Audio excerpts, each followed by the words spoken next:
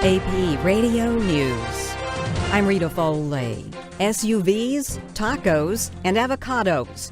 Just a few of the items that will get pricier if the president imposes a 5% tax on all goods coming into the U.S. from Mexico, as he has said he will. The move is designed to pressure Mexico to do more to stem the flow of Central American migrants trying to enter the United States. Trump made the announcement by tweet while flying back to Washington from Colorado, where he spoke at the U.S. Air Force Academy commencement. Trump tweeted that the percentage of the tariff will gradually increase until the illegal immigration problem is remedied. The decision could compromise the not yet ratified United States-Mexico-Canada trade agreement. Mike Gracia, Washington. Mexico's president says his people don't deserve this. Wall Street's reacting too. The Dow was down more than 300 points a few minutes ago.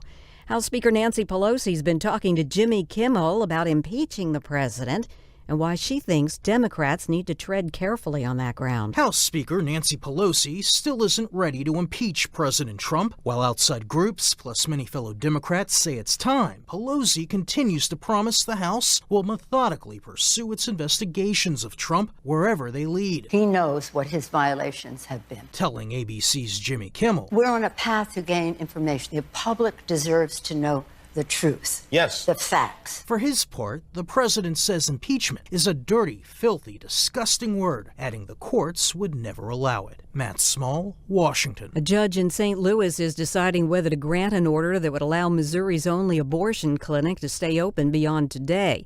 The state cited concerns about patient safety and legal violations in pulling the clinic's license.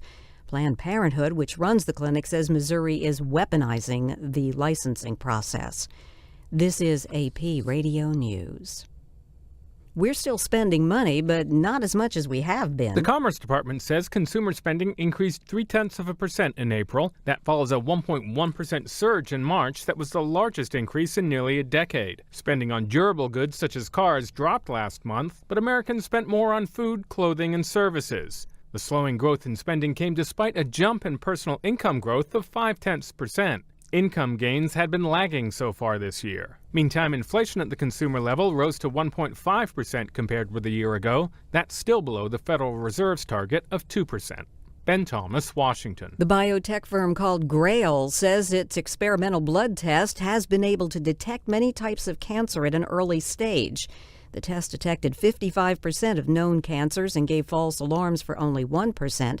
The detection rate was much higher for a dozen cancers that account for nearly 2/3 of cancer deaths. Rita Foley, AP Radio News.